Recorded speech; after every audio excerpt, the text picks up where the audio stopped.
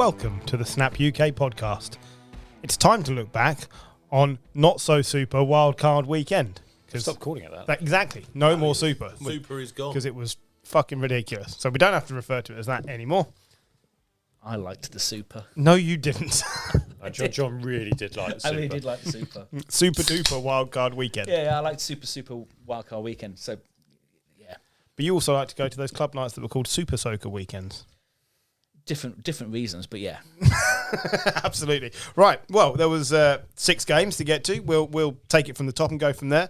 One of the upsets, I would say, of the weekend. Texans 32, Chargers 12, and Chargers going to Charger. I mean... Yeah. Everything told me that the Chargers were going to overcome this because the Texans had lost, 4 of 5 coming in to the playoffs.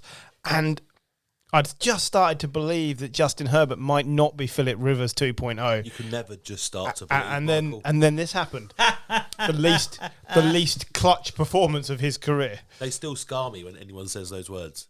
It's almost starting to believe. And you just started to believe. You took it a step too far. I did. Well, in all seriousness, I assumed incorrectly that the Harbaugh-Herbert connection would be too much for the Texans' defense, and it proved to be completely incorrect. D'Amico Ryans and that defense had got him absolutely on a rope. Every time he threw the ball, he was lucky it wasn't picked. Well, it's probably because he can only throw the ball to Lad McConkey. That certainly is a problem. Yeah. That is a real issue. That is a fair point. Is that their biggest issue, that they just don't have a genuine number I think one? So. Or enough number I think he twos? is a number one. I don't think he is. I hear what you say. His numbers say he is. His numbers say and he at is. the moment, but I think on the depth chart, he is. Yeah, absolutely, completely We're agree back with to that. this fucking where they are on the depth chart. Yeah, I know. On 3/4 of the teams in the league, he's probably not number one. He's a good number two. Yeah, absolutely. I think if they went and drafted a proper number one wide receiver. And why are we saying that? Because outside of the draft, we thought he was going to be great. His numbers have been great in year one for a rookie. Number two wide receivers can still have amazing seasons. Like Is it because Higgins. he's too small? Yeah, it's the type of game he plays. He is a slot wide receiver. So you've just mentioned the name. So we hear a lot about T. Higgins, how he's going to be a free agent. There's going to be half a dozen minimum teams in, and the Chargers should be right at the front of that. Chargers Anybody with the cap space should be after him. Yeah, couldn't agree more. Pats, He's a top 10 player wide receiver for him. I would say. Yeah, Higgins he should be. is a top 10. And that does seem to be what the Chargers have been missing most of the season. So Lad McConkey had how many yards? 197. And what was the most of any other receiver? Was it 16? 16 from Will Dissly. Yeah. I mean, who had some horrendous drops, by the way. There were 3 players that had multiple receptions from Justin Herbert. One was Lad McConkey, one was Will Dissly with 2. The other one was Devin Stingley. It's brilliant. Herbert had 3 interceptions all season of 4 in this game. I was going to say. It's nuts. I was about to say there was quite a lot of catches from the other team. Yeah. He's only had 2 in a game. Yeah. It was an aberration, but it was a very Chargers-esque aberration. It was, and you can. Look, one angle is to pin all the blame on the Chargers and Justin Herbert, but let's not take any credit away from that Texans defense. Both the front end of it and the back end of it, Devin Stingley, 2 interceptions, was brilliant. Like, they took their opportunities and they played incredibly well.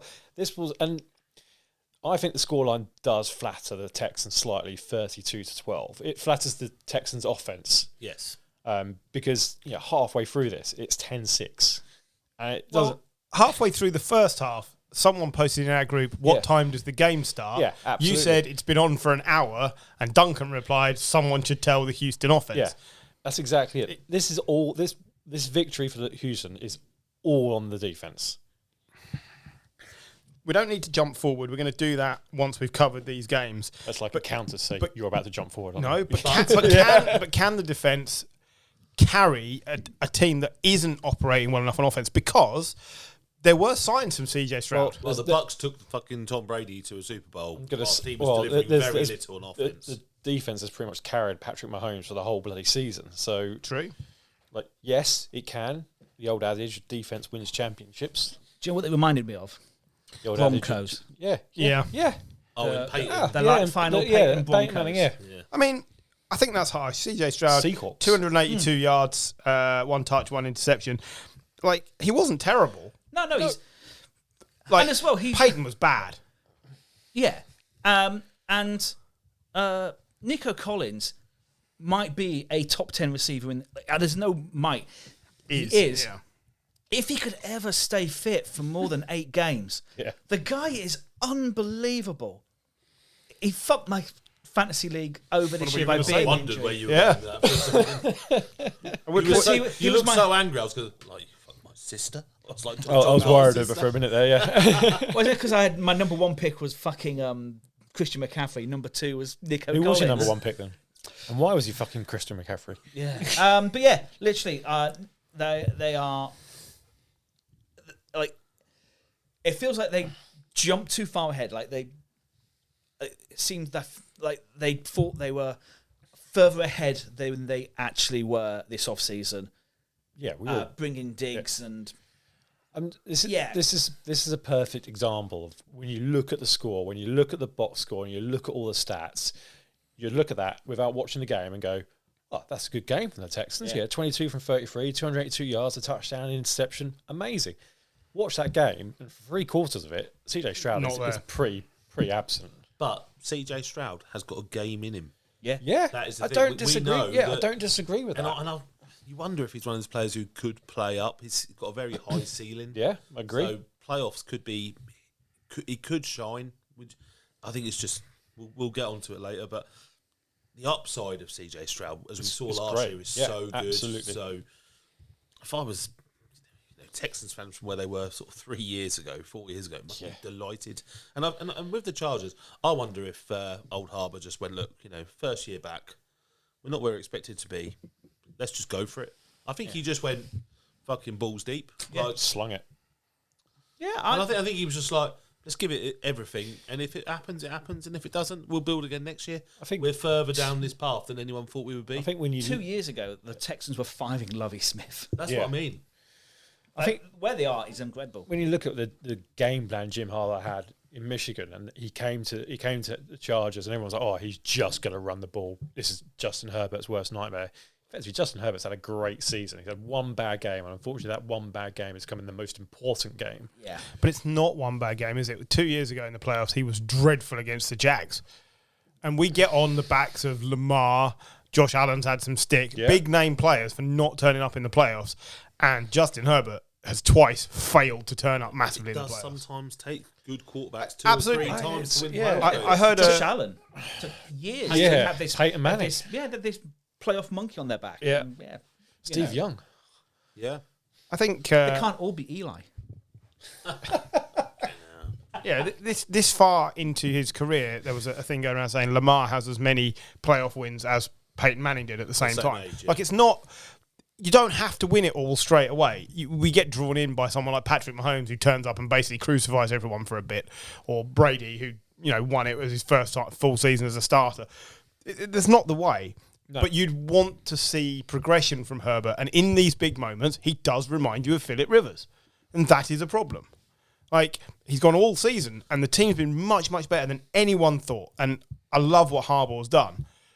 And then you come up against a team that you really should be beating. And you never, ever look like you were. And I don't know. I'm my saddest disappointed. Is there's no more Harbaugh interviews. Yeah. If I'm honest. Amazing. Because he's just fucking hilarious. He's brilliant. Get him on the TV.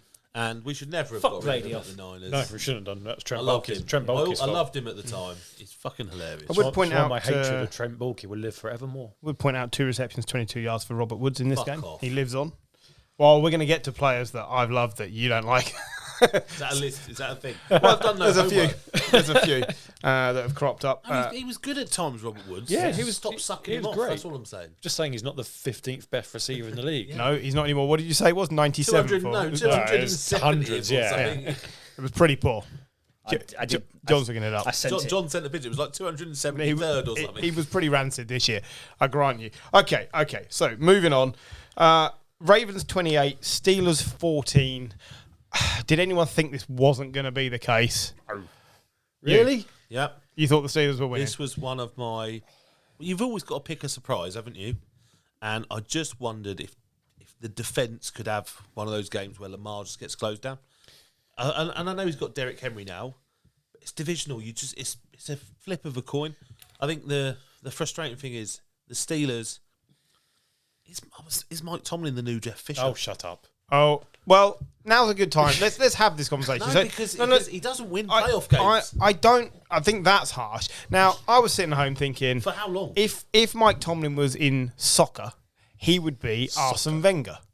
Yeah. Because he gets the team almost all the way there. They're always competitive, but they do not win the big game enough. That's not true, is it? Can I ask? That's not true because Arsene Wenger built from scratch a team and changed the whole dynamic Yeah. of football in this country.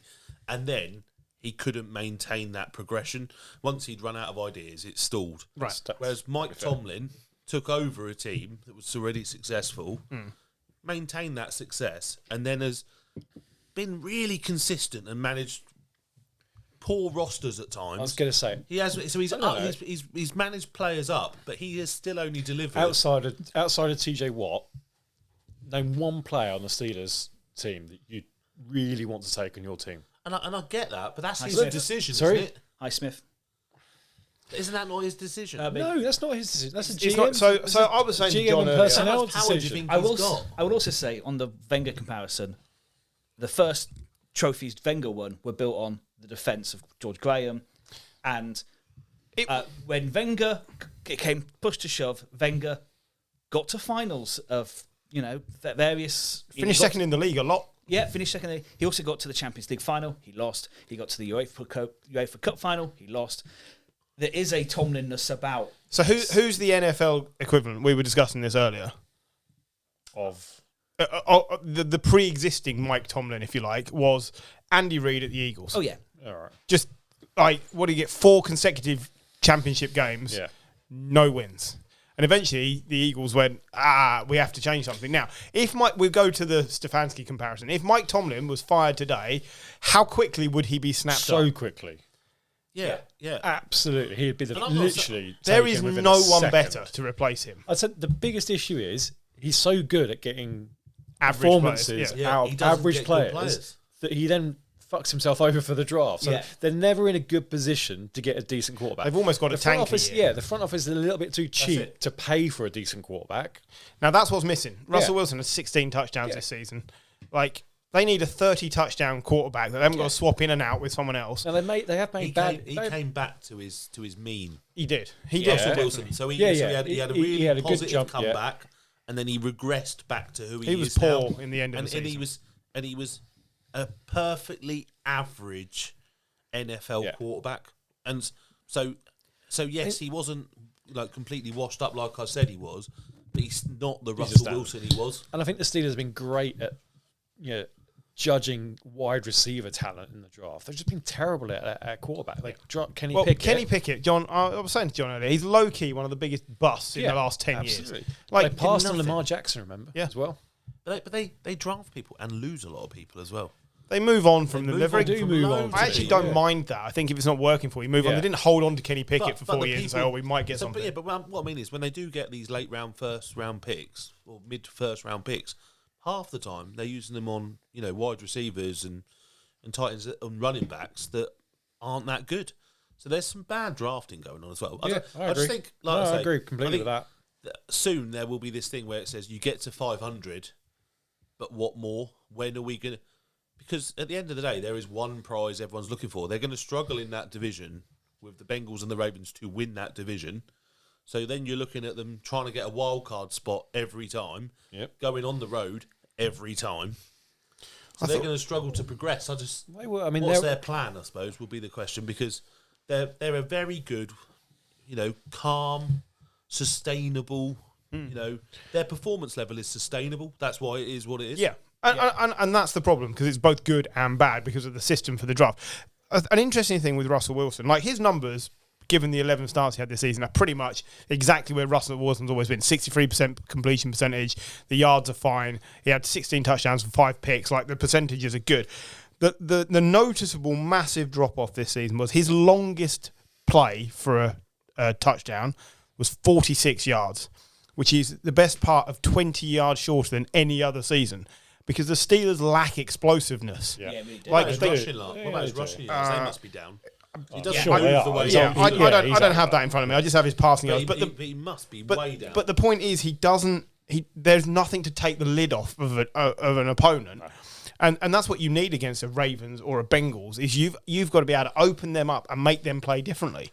And the Steelers can't do that. Now, I reiterate, if you fire Tomlin, he'll be picked up tomorrow. It's completely the wrong move for me. But 2 years from now, if they've had the quarterback and they've had him in the building and they've started building and it's not getting better, then you reassess the conversation. But you've got to find a quarterback. Now, there's going to be a few coming on the market. Darnold, we're going to get to. There's others. But who is going to be better than Russell Wilson unless you draft and build one? And if you're drafting and building one, it's 2 years before you have this conversation again. Mm-hmm. Has to be. I'm not kind of like by any means suggesting they sack Tomlin.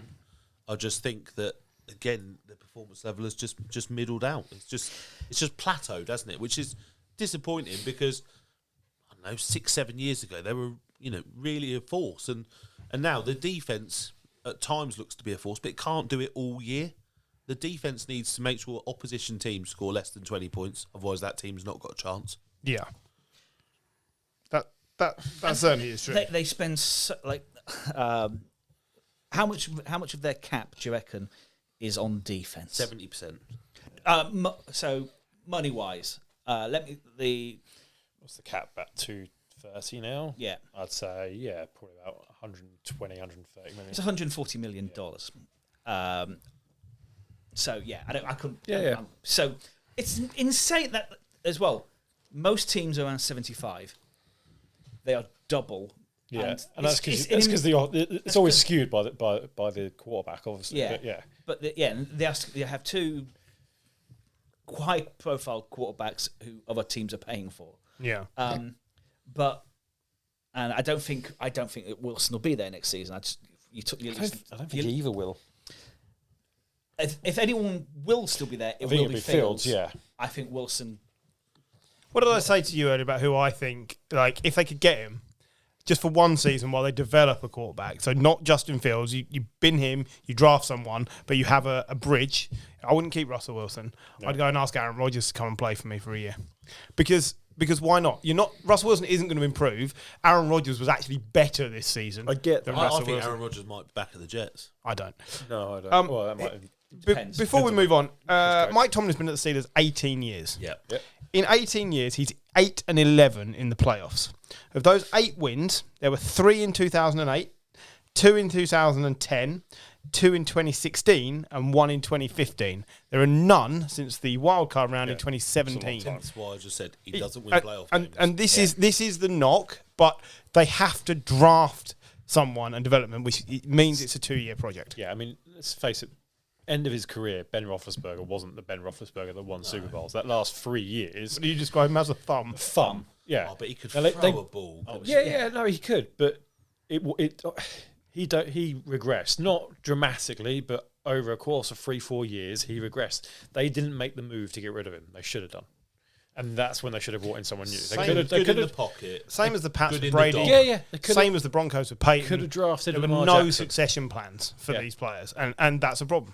They drafted Terrell Edmonds, a safety, instead of Lamar Jackson. But this has happened for time immemorial. Yeah. When Marino of course. collapsed in the playoffs and lost 57-7 to the Jags or whatever, no one was there at the Dolphins to replace Marino. It took them, 25 years? Well, I don't think they have. No. Like, their next best effort was Tannehill. Yeah. How many teams passed up Mahomes? Yeah. Brady was a 7th round. Like, it's just you just don't know. 6th, but you just don't know, do you? Right. We talk about the Ravens though, because they did win this game. Yes. Yeah, go on. Tell me why they're going to win the Super Bowl. Do you know what I said when I said the score line in the last match flattered the Texans offense? This score line flattered the Steelers. Yeah. This could have been like 55-3. And I text Griff and I said, I'm not sure if you're watching this after the first drive, but gee God, the Ravens look good because they absolutely just marched it forward and scored a touchdown. Second drive, just marched it, scored a touchdown. Pittsburgh had nothing. That combination of Lamar and Derrick Henry in the playoffs, I think if that keeps going and Derrick Henry stays fit, I think we see a different Lamar Jackson in the playoffs compared to what we've seen in the last few years. Where It's not all on him, is it? No, it's not all on him. No. I agree. But you've still got to account for him in that running game. This happened without Zay Flowers, who could well be back this weekend.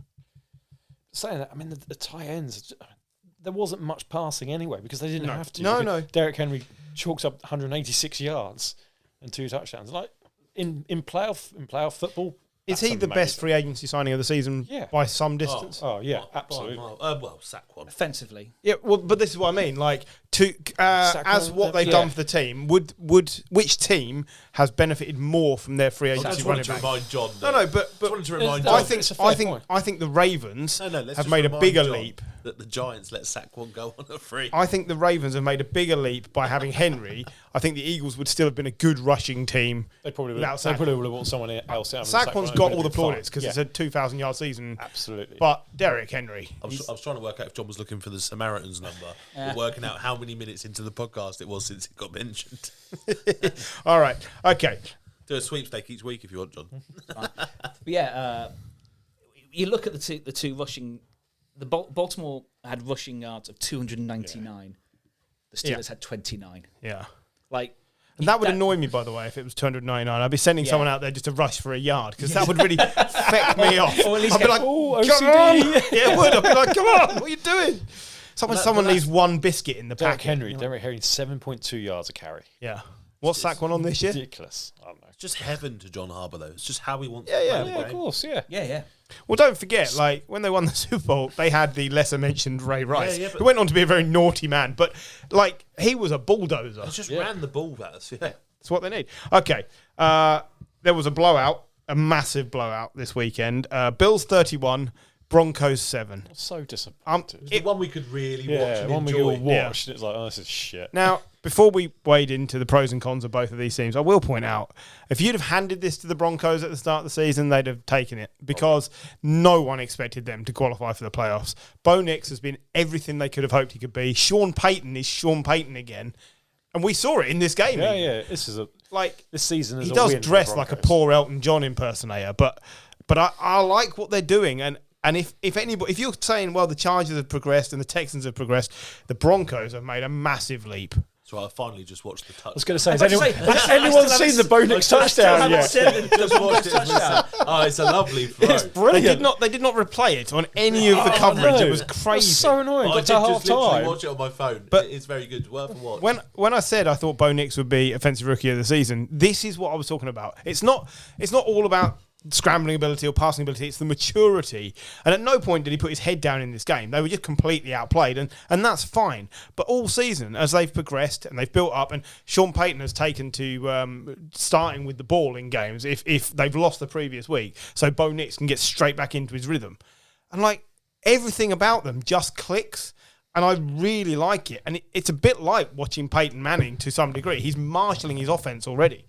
And so I don't really know what else you can ask from the Broncos this season. I thought the behaviours were really good, actually. When you watch the game, on the sideline, that is a lovely Broncos players, they just looked like they knew they were getting beaten by a better team. They knew they weren't at that point yet, where they knew they weren't Super Bowl ready. If they had the opportunity, they were going to try and take it. But my absolute favourite thing of this game was Sean Payton at half-time being interviewed saying it all comes down to time in possession. And do you know how much time in possession the Bills had in this game? In the Bills had, or the Bills Broncos? had. The Bills had 40-something minutes. 41 minutes. Yeah. so he said that on TV, and then they didn't see the ball. They basically took the ball home and just went out, no. Which just made me laugh, because he was like, yep, it's all about if we can control that time of possession. And bear in mind, it was only 10-7 at half-time as well. Yeah. It was a close game. And a missed field goal. That missed field goal was huge. Brandon McManus' first miss of the season, wasn't it? Yeah, I think so. Oh no, sorry, first playoffs. miss ever in the playoffs. Right. Yeah, that was it. Yeah. Like I say, this is as far as the Broncos realistically could ever have expected to get this season. It's disappointing to get blown out, but the Bills were so good. Josh Allen was amazing. 272 yards and 2 touchdowns, but it's the rushing as well. 8 attempts for 46 yards. That's just something extra you can throw in every week. We talk about Lamar doing it, but it's just... He does it differently, doesn't he? Yeah, it's beautiful. Lamar is streaky and he's quick. Josh Allen is quick, but he'll go through you as well. I think the thing is, we talk numbers a lot as well, but sometimes we forget to talk timing as well. So both Lamar and Josh Allen, they make plays with their arms or their feet when it matters. 3rd downs, 4th downs. And I don't think we always put the right context to these yards. Sometimes people are getting kind of end of game shit yardage, whether it be passing or running, whatever it might be. But these guys do it when it matters. But yes, exactly. But these guys do it when it matters. So we're talking about Derrick Henry and Saquon we touched on briefly. Who's made the biggest difference to the Bills beyond James Cook? Because he actually had slightly fewer yards this season than he had last year. Last year, 1,122. This year, 1,009. But last season, and indeed the season before, he had 2 touchdowns each season. This year, 16 touchdowns. So I would say... That's impact. I'm going to say huge. Stefan Diggs, because he was a cock. It's a fair point. Yeah, okay. I do actually think that I agree. Taking that toxic addition by fucking subtraction. little wanker out. I'm glad I brought up James Cook. That's gone really well. No. But He's had a great season. My point was, it's Derrick Henry and Lamar. That works really well. And it's the same now with Josh Allen and James Cook. I knew it was your point. Yeah, It's just funnier to just say something totally You're different. absolutely right. Addition by subtraction is exactly what it was. Yeah, You get rid of that out. You are right on James Cook, though. I think he's progressed and developed as a player, and I think that's taken a little bit of the load off Josh Allen. And he's another option now from goal line plays. It doesn't always have to go through Josh Allen. Exactly what you want. Josh Allen had a very special shout out for Ty Johnson as well. What a touchdown that It was. I mean, It was a heck of a catch. We almost got a Hamlin interception as well, which was an Arsenal interception. Oh, I thought it was DeMar Hamlin's face on the sideline. Yeah. He looked like, but man, I caught it. No, you didn't. No. It was, like I say, at the time he looked heartbroken. So, but the Ty Johnson one catch, like that is a 4 from 1. You Yeah. normally think that's a push. give it to Josh Allen at speed, let him just power through, but holds the ball, and just finds an absolute dart of it was beautiful. But yeah, I loved the game. It's just a shame it wasn't what we expected it to be. And I think they've got their tight ends working this year as well. Kincaid hasn't been. And Kincaid, again, he pops up when Yeah, he needs I to. think needs they're to be. options, yeah. They're definitely options. I don't think that you I saw... like Dawson Knox. I think he's a player. Yeah. I like both of them. I agree. I think they're both great. I think you can get more out of them. Yeah. Shakir's come through quite nicely. I think there's been lots of good work. I think McDermott's just showed he's a really good coach as well. you mentioned Shakir. Has Amari Cooper been a little bit disappointing? A little bit. I know he's had some injuries, but he only he had 20 receptions in his 8 games with the Bills this year, and it just feels like he hasn't elevated that receiving corps. Ever since he left the Cowboys, I don't think he's been very good. Didn't he get injured? Yeah, he's missed some time this year. He's missed 3 games. Yeah, but as well at the Browns, wasn't he injured? Yeah. Never, a lot of these wide He's receivers not as explosive as they he. don't really he's not, come he's back. young. He's not as young as he was, but No, he entered the league in 2015. But he has helped. He creates space for Keon Coleman. He's not. Shakir, I think, is their number 1, quite frankly, in terms of volume. But the Cooper and he just creates an outside thing they don't have. They've actually got quite a lot of pretty decent options. Like you mentioned, the 2 tight ends, Curtis Samuel, I think is always an option. Matt Collins, like the end of the season, had some really good production as well.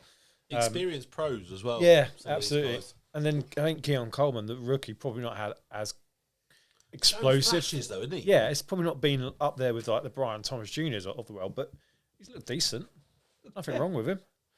It'd be an option. All right. Now, I was very critical of Justin Herbert earlier. I'm now going to be a little bit critical of another quarterback. Eagles 22, Packers 10, Jordan Love. Ooh, this was poor as it gets. Like 20 of 33 with 3 interceptions and no touchdowns. No, yes, poor game. But- Not taking anything away from the Eagles' defense. No, They were I cracking. because they were incredible. absolutely. But same with the Texans. But Yeah. again, you wanted to see a little bit more from Jordan Love, and this looks like a step too far at the moment. The Eagles almost had a bye week. Yeah, Yeah. yeah. Like they hardly And did much. this is almost exactly the same as the Chargers Texans game, in that the Eagles' offense wasn't that great. I think actually the Packers' defense was Packers' also defense was brilliant. very good, and it kept them in the game. But you're right, Jordan Love didn't have the game, but he's always going to be compared to Rodgers and Favre, Yeah. and that's just not fair. Of course it's not. It's crazy. He's had good. I think this season's not been his best season. I think last season, obviously, he had a high. Everyone was raving about him. in the 2 playoff games he played against Dallas and San Francisco, he was good. Yeah. I think he struggled this year with injuries right off the bat. Yeah. And I don't think he's probably ever been fit. He got injured in game 1. He's against the CJ Eagles. Stroud, isn't he? Yeah. It's CJ Stroud. Yeah, a little bit. I think next year, let's see what we got. The thing with, you mentioned at least CJ Stroud has Nico Collins. Yeah. At some point, someone at Green Bay has to step up to be the guy. The guy. Since Devontae Adams left, they haven't had the guy. It should have been Watson. The fact that he's missing out this game is big, but he isn't. Again, it's one of these teams with a bunch of number 2s. If you stuff up Jacobs as well, if you stuff up Josh Jacobs, it takes a huge amount away. When Love's played really well this year, or the Packers have played really well, it's when Josh Jacobs has gone off. Josh Jacobs did have an amazing run where he just ran through about 4 players. He's been another good free agency pickup. Really good. Yeah, all the running back roundabout was decent this year. The running back roundabout. Yeah, I just made that up. You got a problem with that? I mean, yes. Say it 5 times quickly. No. They do have a receiver called Bo Melton. I've never heard of him before. And Chris Brooks. Yep. So they're real players, apparently. Yeah. Look, again, a bit like the Chargers, they kind of ran out of steam at the wrong point. It's another team where you want to see a bit of progression. LaFleur has kind of, he had that amazing all-time debut season where no coach has ever won as many games and put up as many touchdowns in their first season. And nothing's kicked on at the Packers, has it? I think they're taking a backward step. Yeah. A little bit. I think that's slightly been masked by the fact that the Lions and the Vikings have had such good seasons. Sure. And the Packers have kind of got into the playoffs a little bit under the radar. It's still 11-6. 11-6 is a great season. 5 of those games were From Malik Willis. Yeah. That division. Absolutely, yeah. I They're think fine. LaFleur is. I mean, after 3 seasons, wasn't he the most winningest coach of all time? Yeah, absolutely. The guy's. And he's still class. not really dropped off. No, 11-6 is. If you give the 11-6 to the Giants, you bite your fucking hand off. Even the 49ers this season. Yeah, they're fine. They just need to carry on building, and I think one of the things, I think they might lose a couple of players in free agency. Hopefully they'll. But we can say this for a lot of teams. Put T. Higgins on this team. Oh yeah, I don't think they've got the space for it. But they're going to lose Jair Alexander. They need cornerbacks are really hard to replace. But that's nothing in comparison to the Vikings who have to replace all their quarterbacks. But yeah, they're good. They're well run. All these teams, they're good and well run. They just need that final kick. But they're very old. And probably a bit of luck as well. It's the playoffs, isn't it? So they're all good teams, but I think there's probably in the NFC probably 2 or 3 above the rest. Yeah, and in the AFC there's 2 or 3 above the rest. And it's it's just normal, isn't it? Let's not forget, you're going to get the odd surprise, but across the playoffs, there's only one team that was away from home that won. Home advantage in the playoffs is a real thing. Question regarding the Packers and their who runs them, right? So we had the Mike McCarthy era, and they won a Super Bowl. Bastard. Yeah, and then they did nothing for a while, and then they got rid of him and replaced him. Is it not just the same as the Steelers discussion we were having earlier? Yeah, they haven't. It's not like they've got any closer to winning it since they replaced him. Yeah, they were still getting to the playoffs most of the time. I'd argue they were not winning it, but they were a bad throw last year away from being in the NFC Championship. Sure, I think. It's a really tough fucking sport. I think they've played at a higher level more consistently than the Steelers over the last 7 or 8 years. But they've also had a quarterback in place. That's what I mean. That's it. So they've been closer. I'd say they're very similar. And I agree. They've got a franchise quarterback. You put a franchise quarterback on the Steelers. Yeah. And I think they're each one's equivalent in the opposing conference for me. Well, they've now got a functional defense. Yeah, which they didn't have when they had Rodgers because they couldn't afford it because they were paying him all the money. So it's trying to get balance on these franchises is so hard. What the Chiefs are doing now is amazing. Yeah, but they're going to start to lose. The fact they lost Tyreek Hill and they were just as good. Yeah, is mad. Yeah, that's Andy Reid being Andy Reid because they lost. I'd like to see Andy Reid be Tyreek Hill. They lost the coordinator. Andy Reid. They lost loads of things there, and the best player in the playoffs last season was L'Jarius Sneed. They let him walk. Well, they churn running backs. They do, yeah. So what they do is just crazy compared to what everyone else does. Do you want to have a quick fun game of which Eagles wide receiver had their only touchdown of the season so far in this game? Dotson. It was Dotson. Remember Juan Dotson? Juan Dotson, yeah. There he is. First round talent. Also, did you pick him once, John, and then he was injured before we finished? No, that's just any player. That was someone else. John Ross. No, it was definitely Dot. I'm sure it was The Dot. John Ross controversy. When he was like you drafted him, and then by the time we'd finished the draft, it had been announced he was out. No, that wasn't him. It was that? a running back. I can't remember who. That was Dotson was injured during the draft. During the draft. There was a running back who I can't remember. I picked him in fantasy. By the time the draft had finished, he'd been dropped. No, that was Rice. Was that not the? No, it wasn't. No, it wasn't Rice. It was a Ravens. Was, running back. It was a Ravens running back. It wasn't Rice. But he'd been dropped by the time the draft finished. Excellent. Dotson got injured one year during the draft whilst we were drafting. It was a late pick, but also I was appreciating before we move on that Philadelphia have a defensive player called Jeremiah Trotter Jr. I didn't know that. Nope, never heard of him, but apparently a real football player. Right, okay. Moving on. Mentioned the Kobe Dean, who's been injured. He's done, isn't he? Injured, but God, he was fucking brilliant. He was. He's been so underrated as a player. This season, I think this whole defense has been a little bit underrated. As well, like they pick up Zach Bond for like nothing. What a signing, yeah. Turner has an off season with Fangio who goes, actually, we're going to change your position, and I'm going to guarantee now he goes to the Patriots, gets over 20 million.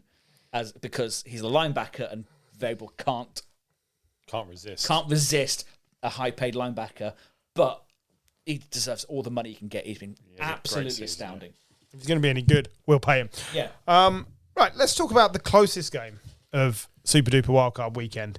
Bucks 20, Commanders 23, and let's go down the happy, cheery route with this.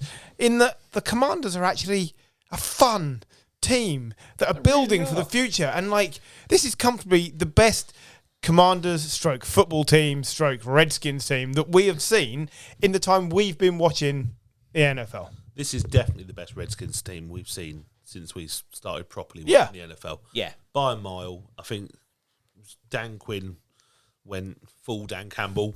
Yeah, some amazing stats. I think they're really fun to watch. Fair play. I think we all called this one as a close one. I wasn't here last week. John asked for him. I messaged John. I said, it's going to be super close. So I went Bucks.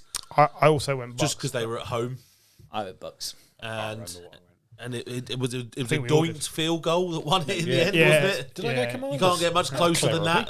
That's how close it was. It was a toss-up between these. Both teams have been fun to watch this year. Both of these teams. Yeah, I mean, what Baker has done with his career made himself a franchise quarterback. There's nothing to stop Baker continuing down this path. He's taken the rap for the fumbled handoff that ultimately cost the Bucks the chance of winning the game. But the centre put it on himself as well, didn't he? Yeah, but it's what professionals do. The professionals, quarterbacks will say, that's on me. But really, if you'd have said to the Bucks, you're going to get 3/4 of what they've had out of Baker, they'd have still taken it. He's been absolutely amazing. Now, I'll quantify that with the fact he also threw the most interceptions this season. But you're not talking 30. It was 16 or whatever. So he's like part of Jameis, isn't he? He's he's like the good bits. A good bit of Jameis. Jameis with sight. 41 touchdowns to 16 interceptions. That's awesome. I mean, that's amazing. Jameis with sight. But and he had 4,500 yards. This. It's been a really solid season. The Bucks will be disappointed, and rightly so, but they're in just as good a position to come again next year. And then you can go on to the Commanders and say, well, they again, like the Broncos, they've ticked the boxes, they've done everything. They are now playing with house money. You go for gold and do what you like. They're going to come up against the Lions. No one's going to expect them to win that game that's going to be. But just maybe, we'll get to it. But I really enjoyed the game. I enjoyed the doinked kick for the field goal. I didn't realise that Gonzalez, the kicker, has OCD and has to do his hair 15 Did you see times. that? Yeah, I saw that, He yeah. kept going to put his helmet on, and then I don't have this problem, but he kept going back to do his hair. Apparently, he changes his boots in the middle of the game, but it worked. Like, Whatever floats your boat. I'm guessing part of his OCD is to be on 9 teams so far in his career, but whatever. Yeah. Like, it worked, but Daniels didn't react. He fully expected that kick to go through, and he never looked up. He just was like, "Yeah, on to the next thing then." So great. Is this why you put one little nail in Herbert's coffin? Is it watching like Daniels in his first playoff game be this calm, cool, and collected? And then I don't know. I just That's wonder. harsh, isn't it? But I think, said it. yeah. I think, on the strength of this one season, obviously you really want a bigger sample size. If you were picking out the two of them, which one you want, you're taking Daniels right now John, for the next 5 years. Because you're only going forward, you can't go backwards. Can do you think you'll get injured in the next 5 years? So that's Possibly. That's Possibly, but that's the risk they all have to take. Every quarterback takes that risk. I would take Daniels- Daniels. But it's a very small sample size. That's the problem. But Daniels looks clutch. doesn't he? Yeah. And I He really do does. think he does look clutch. Yeah, And his movement like Lamar. is graceful. yeah. Like he can just extend plays, and he's got the arm to get keep the ball moving. Like he was just brilliant at the last moment to get that into position for that kick. You just see him, didn't you? Extending drives. Yeah. And getting into the scoring touchdowns. You can just like running touchdowns as well. He's just got that about him, like the Mahomes. Just got that air about him that he's just going to do what he needs to do. He's going to find that way. I think compared to some of those other very good quarterbacks like Trevor Lawrence, people with talent. There's lots of quarterbacks with talent, isn't there? But then he seems to have this little bit of X factor. Did you just say Trevor Lawrence is very good? No, I said I corrected it to he's got talent. If you notice, I corrected that quite quickly to he's got talent. All right, fair. I listened to my own voice and went, "Why the fuck Hang did I on, say what, that?" what did I just say?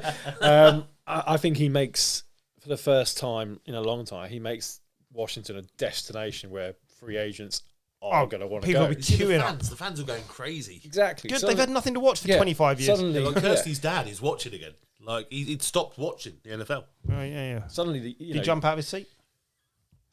you're going to get wide receivers who are like, will go there. fell out of his It'd be a fucking miracle, wouldn't Yeah, it? wouldn't it?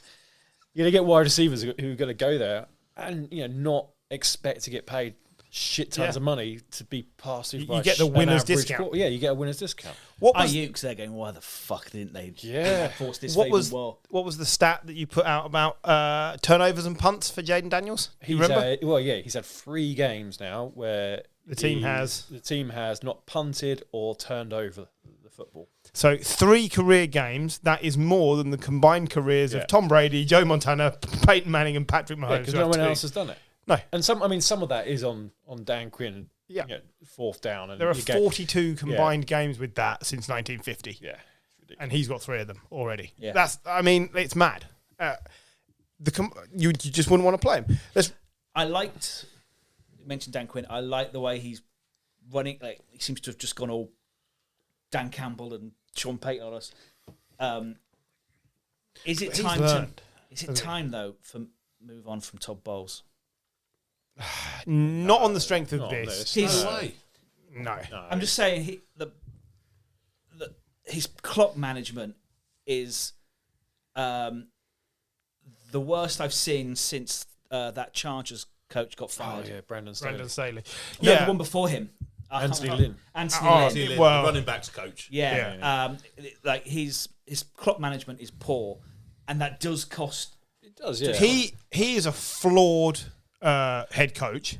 But yeah, he is. He's flawed, but players love playing for him. Yeah, and he hires really like his Yeah. OCs are always. Yes, they always Fucking look The, incredible. the team is producing. They're a fumbled handoff away because really they should have won the game, and I don't think so. I think Todd Bowles has got at least one more season, if not more. I'm just saying, just because I hear a lot of it. Of course, and he I'm is just asking. he is flawed. There is no doubt about it. But the Got to be players the right coordinator. players are playing for him, man. Like they love playing for him. I'm just because is it? Do they take the decision now to move on whilst they've got Liam Cohen in the building, or No. if you wait next year, Liam Cohen might have fucked off, and then But Todd Bowles might appoint someone else who's just as good because he's done it already. Yep. So I think you stick. Right. There was another blowout this weekend. This was the Monday game. And it's ended one team's what were they, 15-2 or sorry 14-3 14-3. So Rams 27, the 14-3 Vikings 9, and Sam Darnold has signed off his Vikings career with 2 of the worst performances he's ever put on tape. Darnold and the Vikings only lost to 2 teams this Yeah, the Lions and the Rams twice. twice. So those teams just had their number. They Those defensive had coordinators they had their his number. Yeah, fair. I don't agree that he's definitely done it in You don't Minnesota. think? Well, he's got them to 14-3. You're swapping him for a rookie quarterback coming off an injury. So you're swapping a almost sure thing in terms of like a decent quarterback for a lottery card. Now, I'll make the point. I wouldn't do it. I think if they can get something from McCarthy, they should keep Darnold. In some ways, it sort of benefits the Vikings because suddenly Darnold isn't going to ask for $40 million a year. He might ask for $25 million a year. Boo-hoo. So it could be cheaper because he's not gonna warrant that massive contract. Maybe it's a 3-year contract with a get out after 2. Yeah. It's the Sam Bradford scenario whereby he's done just enough that you pay him a bit, you keep him in the building, and then if someone suddenly needs a quarterback next season, you can trade him one of 2. Yeah, absolutely. I think they should keep him. I do. But it did. The games they've lost have reflected the long-term criticism of Darnold, which is once you put him under pressure, he simply cannot process the game fast enough to unpick what the defenses are doing. He just looks baffled. And you put him under a bit of pressure, He makes and the then rest. he imagines Yeah, the he rest. does. There were points where he was holding onto the ball. They weren't even pressuring him, just holding it on. 4 5 seconds. 5 seconds, get you. And They put- I think they have to move on Yeah. because they've got 60 million. They've got no dead cap effectively. They've moved on from the Kirk Cousins things. I think they have too many gaps to spend it on Darnold. I think you might have to have a down year in the hope that McCarthy comes in and you're building for 2026. Yeah, I just don't know enough about McCarthy. And I don't know what his state of health is. Really does. No, that's it. But it's not about that. I think you give Darnold. You give him the Baker contract. It's $100 million for 3 years, so $33 million a year. That's half their cap gone. They need to replace all their cornerbacks, their safety. They need to. There's other gaps. I think they need more rushing help they have no draft. They have a first round pick. They've traded everything else to move up for McCarthy. I think it's just unfortunately for Darnold, if the lack of a draft means you can't get the cheap players in, means I think they have to move Darnold on, go with McCarthy, and find players elsewhere. They are pretty good in free agency. Look, their free agency last year was incredible. Like Van Ginkel was, and other players. I can't remember. Aaron Jones, Cam Akers, actually. They've That been was the really running good. back roundabout. But I do think, unfortunately, because they have no draft, they have to move on from Darnold. And it's a shame. I'd love to see him, because I think it depends on we all like Darnold. how Darnold is advised. Yeah. So if Darnold's advised, look, long term, you staying here and playing here another year will earn you more money over your career, or whether he goes searching for money from the Raiders. I agree with Gary. I think ideally he takes a halfway house deal with the proviso. A lot of incentives. Yeah, with the proviso that he has some control over when and if he's traded. Yeah. And then if someone, Raiders or whoever, someone with an injury comes in and says, don't just think about how many teams need quarterbacks Saints, how many there are. How many first round quarterbacks are there this year? 2, 3, maybe. And when you get maybes, what you normally mean is 2. Yeah. And are you telling me a Titans team, for instance, wouldn't be better with Sam Darnold now under centre? Yeah, if Titans take Sam Darnold and then have the number 1 pick, I think that's a win for them. So do I. And so he can get paid. Now, it's whether or not he wants to risk going to a bad team again and getting beaten the hell up every week, because you have to say this is comfortably the best team he's ever been on. And sometimes quarterbacks elevate the team and sometimes the team elevates the quarterback. Like, you look at Geno Smith. He's been elevated by playing for sound coaching on the Seahawks. If you sent, Geno to the Raiders or Geno to the Browns, it'll be crap. Is this Darnold season a bit like the Case Keenum season with the Vikings? Yeah. I mean, that's a good comparison. Probably. Because then he got a deal at the Broncos, didn't he? Yep. And then did nothing. Yeah. And now he's a backup at the Bills, or was a backup at the Bills. Yeah, I'm not even sure he still now is. he's probably retired to make pancakes with his wife. But it's entirely possible that it is. Equally, maybe Darnold's going to turn into like a Nick Foles character and he'll occasionally turn up for the Vikings and be good, and everywhere else they send him, he'll be shit. Like, I don't know. But Nick Foles only played well for a season and a half. Yeah. Not even that, really. Do you know what I mean? He got In his whole career combined, maybe. In his whole career combined. Should we just take a moment to remember he was signed for like masses of money by the Jags and then broke his collarbone in week 2 and was just like the worst thing they ever did. Possibly one of the worst free agent contracts of all time. Absolutely. But he got paid a shit ton of money to be shit. He did. I mean, I wish I could And has do a that. Super Bowl. Yeah, I mean, he was good in the Super Bowl. Fair. The Rams put up a record-tying 9 sacks. Yeah. Like, their defense, without Aaron Donald, that they've had to replace, has been really good again. They've got some good young players coming through. And they lost the cornerback as well, didn't they? And Matt Stafford knows what it takes to win, and Sean McVay knows what it takes to win. Let's not take it away. Like, this is an offense which went against a Brian Flores defense, which we were lauding. By the way, Brian Flores destroyed it. Brian Flores did not get a shout from any of us last week when we were talking about potential head coaches, and You were as bad as the NFL. well, aren't we? We should have had. We need the Rooney rule at this table. Is that what you're saying? The Wayne Rooney rule. You've got to shag a granny. I think we've mentioned him recently before, and I think a lot of teams are going to be reticent not because of what's gone on before, but because of what Tua's been saying about his relationship with him. Right. And I think How the fuck does Tua know? He's unconscious half the time. But Tua, He's seeing 2 Brian Flores and put a twin with him. What's going on here? but yeah, Tua was pretty scathing about his man management skills, and I think it's fine when you've got O'Connell above him, but He may be one of these people that tops out as a coordinator. Yeah. There was a lot of talk that he was quite toxic with the players at times in that organisation. I'll tell you It what, wasn't treated well, but maybe that's the case, but he got a lot of play out of them. He did. Bear in mind they were meant to be tanking, and they had some terrible games to start off with, and then they turned it around and they were half decent. I suspect there's something to be said for if he was fighting the culture that was in the club, and then he's under pressure as a first-time coach, that maybe things just haven't gone to plan. Yeah, I think if he got a job, he'd be great. I just think it's got to be the right job, isn't it? Absolutely the right job. Okay. We also didn't get a job for Aaron Glenn, who is the best defensive coordinators in the league. I'm not sure he goes. I don't think he goes, but I think he should.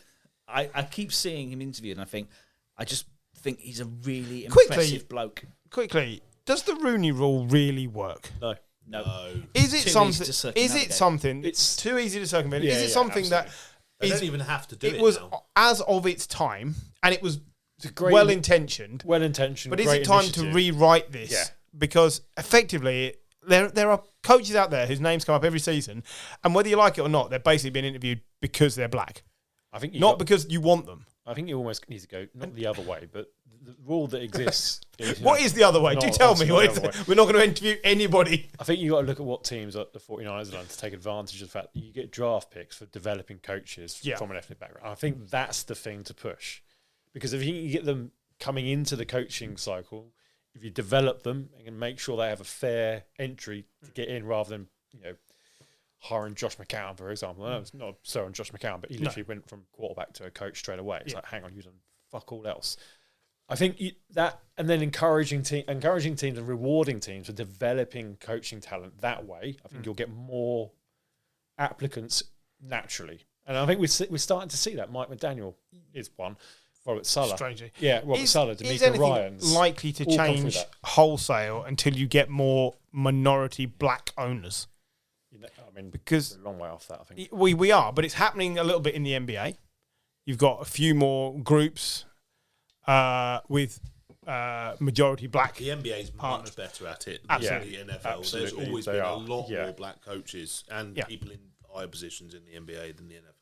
And so it's a top down process. What they try to do is shoehorn it in halfway down the process. Yeah. I just feel that it doesn't work for me anymore. It's well intentioned, it just doesn't work. At the Pats interviewing Byron Leftwich. Yeah. And you're like, Really? like, Well, that just The thing is, screams- everyone knew who they were going to appoint. Exactly. And Yeah. I think that's the thing. What's the word? I can't even think. We've had it a few times in the past. I can't remember. I remember at the time it happening, it was like, well, they're going to hire this person. Yeah. Obviously, they're going to. Oh, John Gruden Yeah. was what I read. It's like, well, obviously you're hiring him. Everyone knows you're hiring him, and they just hired him. Brian Daboll to the Giants. Everyone but Belichick Bill knew who Belichick, they were hiring. No. It's Well, just, congratulations, Brian. it's just, it feels. I don't like to see a rule like that manipulated because it's a well-intentioned thing that is just being skirted. And That's what I'm saying. You go the other way. You reward Yeah. teams for developing the talent, and then you will naturally have more applicants coming through.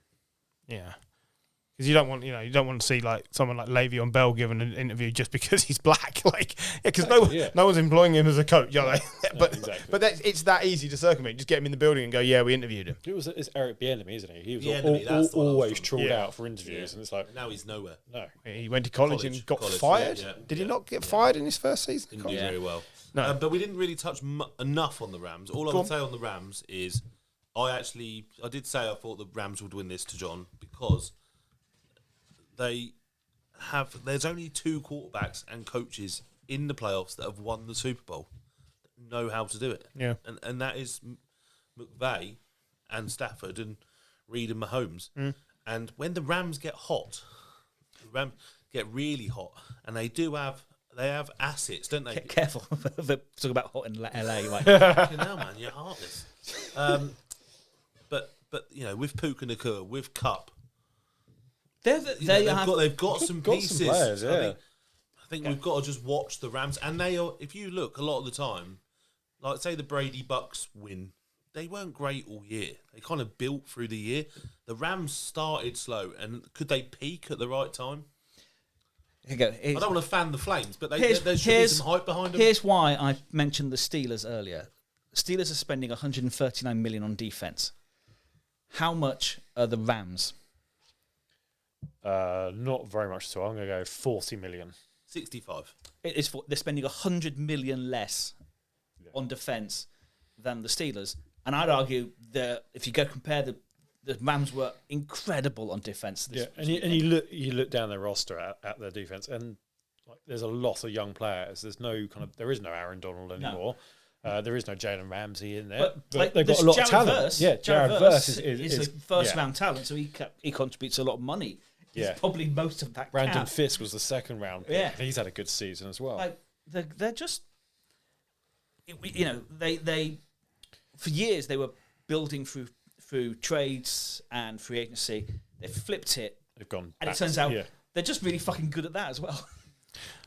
Quick question for you: who has more 1,000-yard receiving seasons, Cooper Kupp or Kenny Golladay?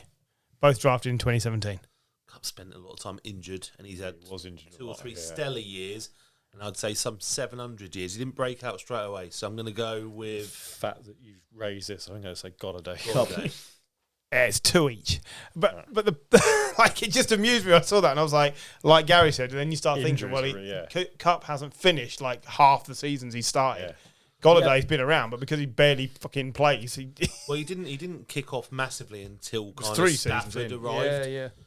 Under Goff, he was it was decent. decent. It was okay. Yeah, but but he that wasn't- first season with Robert Stafford Woods was still there, amazing. taking up a lot Yeah, of the that space. target's been the 16th best receiver. No, it just I saw that earlier and thought, yeah, like 2017 feels like a long time ago. Fuck. All right, that's the playoff covered for this weekend. We will be back after the break with the divisional round games. Okay, it's time to talk divisional round, the best round of the year. we'll start. We'll just open it up with the first game. The Chiefs finally make an appearance in the playoffs this year. Texans at Chiefs. Texans go to Arrowhead. Can they do it again? Because the Chiefs, they've been on and off, hot and cold, but they haven't been like blowing anyone away. And is the gap between the Texans and the Chiefs as big as you expected it to be? Yes. 14 teams enter the playoffs. 13 teams fall away. The Chiefs win. It's what happens. But you used to say that about the Patriots. Yeah. But they didn't win it every year. No, you only win it every other year. Yeah. But I don't think this is a talented enough team. I think right now, the Texans were really, really good on defense last week. This week they are facing Mahomes, who's hasn't been as good this season, but he has been getting better as the season's ended. Suddenly, Kelsey's scoring touchdowns. They've had 2 weeks off. So 2 weeks off is huge. They might be a little bit rusty, quite frankly, but they're going in fit, and they've also CJ Stroud has to deal now with Chris Jones and just the whole Spags defense. Yeah. And it's not really about the offense. Yeah. It's about that Spags defense. I do not think the Texans can go to Arrowhead and put enough points. No. Unless Stroud just goes off. Unless they have got a load of plays, a load of things we haven't seen this year. Unless they have got that and they get the right field position to unleash it. Kind of unlikely. And that could happen. It could happen. You just never know. Yeah. If With one game, it's one game. If the Chiefs lose this as well, this is going to be they had 2 weeks off, they're rusty. Yeah. That's what the storylines are going to be. And that's I'd say that's almost the only hope that the Texans really have. To Gary's point, that Spags defense for the Chiefs is brilliant, and he's a brilliant defensive coordinator. Horrible head coach, brilliant defensive coordinator. As well, like Nico Collins was great last week. Yeah. The Chiefs have got Trent McDuffie, who is an absolutely brilliant cornerback, which is more than what the Chargers have. The Chargers were a really good defense. They weren't a good offense. They weren't a good offense. So that scoreline flattered them last week. I don't think as well. Mahomes isn't going to give him four interceptions. Yeah, I completely agree. Yeah, maybe 2. It's hard to see the pathway. Like I say, Yeah. it's only if they do get a fumble from a running back that gives them good field position, but even then you see Mahomes. Mahomes does enough, doesn't he? Like he plays special when the Chiefs are behind. Yeah. And especially in the playoffs. in as the well. playoffs. So it's just the only route I can see is if they do something happens, they get enough field position early that they just get on top. But I just it's really hard to see. We all know there might be a surprise somewhere this weekend, but this one doesn't look like the game. You just look at all the career highlights of Patrick Mahomes. I'd say 80% of them are in playoff games because he's had a very average season. Some would say a pretty bad season compared to if you're looking on stats compared to some of the other quarterbacks in the league. But he just lifts his game for the playoffs, and Andy Reid lifts his game for the playoffs as well. As to Gary's point, I can't see any other way. They're in rarefied air that only your team and Brady had, where effectively they've won their division by week 6. Yeah. They don't really have to try that hard. They just have to be serviceable for the rest of the season, and then suddenly the bright lights of the playoffs hit, turn it on, and I think I'd love to see the Texans win, and really take it to them. Like the defense can get after them. I just don't see it being enough. Paul has just texted me though and said Texans by 2 scores. Absolutely. I'm taking around this table. It's a unanimous Chiefs win. Well, you're the only one that's not for an opinion. Yeah. So. Oh, well, I was bigging up the Texans for the sake of the bit, but frankly, I think the Chiefs will probably just take them apart. What I will say, the reason for wanting to discuss it was, has Travis Kelce low-key been one of the most disappointing players this season? He's just old. No, I agree. Like, he's fallen off a cliff, but it'd just be so typical of the Chiefs that he just turns up, Yeah, 150 of course. yards and 2 touchdowns this Mahomes week. still looks for Kelce when he needs Oh, yeah. him. But he only had He's 3 there when touchdowns he this needs season. him. 3 touchdowns all season. Just he could sort of double that. disappointing. And They've run the ball better in the red zone this year. Yeah. they didn't need him. They've saved him for the playoffs. I'm sure you're probably right. Like Gronk with Brady at the box. Yeah. Gronk was you watching the season like, well, this isn't Gronk, and then suddenly the playoffs come and you're like, oh no, He's got seven men That is Gronk attached to him. Exactly. You're like, Beating them off with his club hand. He was doing what? Yep, you heard. Oh, just checking. All right, Chiefs all round then. Sorry, Texans, but I agree with that. I think it's a step too Hey, far. Paul did have the Texans. Sure. Right, Lions versus Commanders. Anyone want to give me the pathway, if you like, by which the Commanders win this game? I think that is a very good possibility. So do I. they need Daniels to be perfect. They need the defense to be good. Oh, I'd say more than good. Yeah. They need to make Goff throw the ball enough. Yeah. They've got to find a way Yeah. Yeah. to Stop stop the run. Gibbs. The run game, Yeah. yeah. Yeah, that is the route for the Commanders on defense. And then probably be able to run it themselves and control the clock. If you've got Goff throwing on 2nd and 3rd downs, then I think you've got a chance. I think if Gibbs has got too much control, then you're in trouble. So stopping Gibbs getting to the edge will be so important. That's my opinion. Yeah, no, I completely. But I think you have to limit the opportunities that the Lions have. And you do that by controlling the clock. I'd like to see more of a running game for So, the Commanders this week. This is where I was going to with this. Who's the lead rusher for the Commanders? Probably Daniels. It is Daniel. Yeah. He has 148 carries for 891 yards this season. Robinson's had a couple Robinson of up and games down. out. Sure, but that is The my lines are concern. great. They Lines need are great, they need yeah. to control time and possession Yeah. and control Yeah. the ball, and that is going to put Daniels in the firing line. This is a good Lions defense as well. Yeah. You mentioned it earlier. Aaron Glenn is a great defensive coordinator. Should be getting interviews for head coaching jobs, but they've got a fresh team. They've been suffering with injuries through the back half of the season. Some of those are coming back. Anzalone was back for that last game, but another week off and another week kind of resting and another week preparing, I think puts that defensive staff into a really good position. I think this should be a really fun game. To aggressive coaches at the moment, they're both in the right mindset for this. I think it will be interesting to see. The only other thing I could see is the expectation is different on the Lions this year as well. Yeah. So they are now at home. They're the number 1 seed. Pressure. Are they now, going to isn't have it? It's built it up too different much? type of pressure. Because the freedom could be with Washington on this one. So I think they're the ways I can see that. I think the Lions should be and are the favourites for this game because of what they've done over 2 years. And again, the sample size on this Washington team is too small to say they will beat the Lions. I think most people won't say that. If you're saying that, you're taking a bit of a flyer, aren't you? I think so. Before we make the pick then, is the coach of the year coming out of this game? Probably not. You don't 'Cause I think? can never understand this award. Well, I think That's Campbell's like in one the of the running, worst ones. and I think Quinn's in the running. I think it's one of the two. If Have they Quinn already wins this voted? game, I don't know. I know. I mean, it gets announced at NFL Honors. I don't know when they actually when it's voting. I imagine I they've think already it is. voted. I think it is for regular season rather than playoffs, though. For some reason, I never really understand. it should be Campbell. I'm not going to. Yeah, I'm not gonna- it should be Campbell. Yeah, I agree. I just get the funny feeling that Connell's going to win it, You reckon? just because of what he's done with maybe. Darnold. I mean, you can make an argument for so many There's- cases. Like Lafleur. we did Packers we did it Packers last with week. Malik- yeah. We kept saying, well, that guy's got a case. Yeah. There's eight guys. McDermott.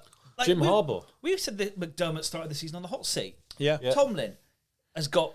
I mean, it's all gone downhill, but like that team shouldn't be near the playoffs. Todd Bowles. Todd Bowles. Like, Well, I mean, at this rate, we'd be naming John Gruden.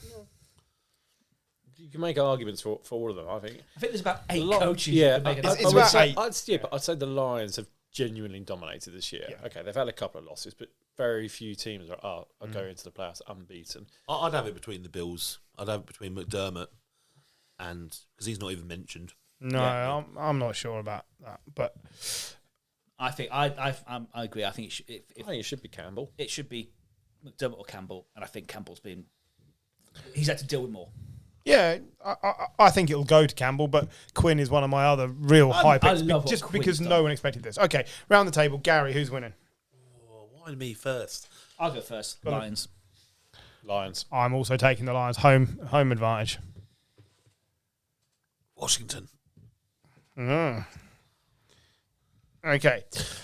Well, Just wonder if they could Lions it up. Let's have a bit of fun. Let's have a bit of fun. That's not a thing. Lions up is going 0-16, isn't it? Right. Eagles Rams. This is the game we'll all be getting together to watch. I think this game got more interesting than if it was Eagles Vikings, because I thought the Eagles would do to Darnold what the Rams did to Darnold, and so now I don't think the Eagles would have wanted this game. No, I think they'd rather have had the Vikings. They would have had the Vikings, wouldn't they? Yeah. I believe it was either way round. Yeah. So yes, they would. This, for me, I think this is the toughest one to call. We didn't really mention it when we were talking about the game. Jalen Hurts didn't have a good game at all. No, he didn't. No, and then they've come out and said, obviously he missed time at the end of the season for injury. They've said, they were rusty. There's work they've got to do on the offensive side of the ball. He's not Matt Stafford. He's not that. I've been a big doubter of Jalen Hurts. I'm still not entirely convinced, but he has come along a long way since he first came into the league. But I don't think his reading of the game is as good as a Matt Stafford. It's just so difficult, this one, I think, because I think the coaching, like if you include the coordinators, it's closer, but the coaching at head coach quarterback are better at the Rams. Yes. But the overall player depth, the roster at the Eagles, it's very good. It's like Chelsea in the Premiership. They're just like they've got everything. They just seem to be able to have everything. They've got 2 elite wide receivers. They've got Saquon. They've got an amazing defensive line. They've got a good offensive line. Good defensive backs. They just seem to have. And they drafted 2, didn't they? Yeah. Two cornerbacks that have just changed their world for 2 years on defense until they got to pay them 2 or 3 years. So they seem to have all of the pieces. Absolutely right. The personnel of the Eagles far outmatches the personnel of the Rams. in the whole league. So it's the really difference, tricky. though, is coaching. The coach, the head coach of the. Because actually, the defensive coach of the Eagles is Vic Fangio. Is amazing. He's on a tear. This is a really hard one. Head coach and quarterback. Head coach and quarterback. Rams. Most of the things. Eagles. But it's the most important position on the whole team. It's difficult. Jim, you're first up. And they're so different. I'm working my way round. Yeah, I went first last time. You didn't. John went first, but I'm working my way around. Paul has sent his predictions in, by the way. Oh, excellent. Oh, yeah, go for it. Go on. He's gone Chiefs and Lions. What's he gone for this one?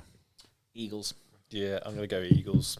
It's home advantage. If I don't know, I go home advantage. Yeah. I'm taking the Eagles, but this is the game I'll be least surprised if it's the other way around. Yeah. I'm also taking the Eagles. I called it earliest in the regular season. I thought they could make a run and maybe even beat the Lions. John? I think I'm with Gary. I think the Eagles go to the Super Bowl. All gone Eagles. Unanimous again. At least I took Washington for a bit of fun. This next one's and then, well, this one's the other one, isn't it? This one. So Bills and Ravens. It's Ravens travelling to the Bills. Now, almost always this game ends in a predictable way. And the Bills fuck it up. So the Ravens trounced them. Yeah. Absolutely trounced. Took them apart. Yeah. But that was at Baltimore. I was keeping... So I deliberately didn't go first in any other ones. I'm going to go first early on this one. I'm picking the Ravens again because I just don't see that you're stopping Lamar and Derrick Henry this season.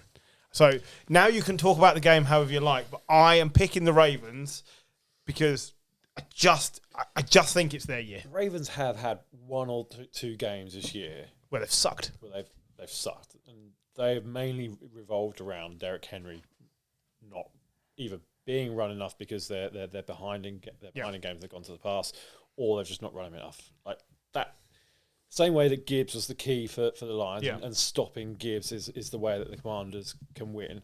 Stopping Derrick Henry from running and keeping Lamar Jackson in the pocket is the way you stop the Ravens. Now, Lamar Jackson's passing's been much, much better than it probably ever has been. But if you take away that threat of Henry, I think you take away a massive input into that offense. And I think that's the way the Bills win. But it's a really big ask. Probably it's too much if it comes down to Josh Allen. I think still more of it comes down to Josh Allen than it does with Lamar. James Cook has been good, but he is not Derrick Henry. And I think that the Ravens feel a little bit different, especially towards the end of the season. I think they're battle hardened versus the Bills. I think the Bills' schedule has been easier. Yeah. I mean, I picked the Ravens for the Super Bowl. I don't normally pick the Ravens. I don't like the Ravens since they beat us in the Super Bowl. No, I agree. But I've got to go with the Ravens, I think, this time. I just. Well, I picked a Lions-Ravens Super Bowl, so on that basis, I'm also going to pick the Ravens.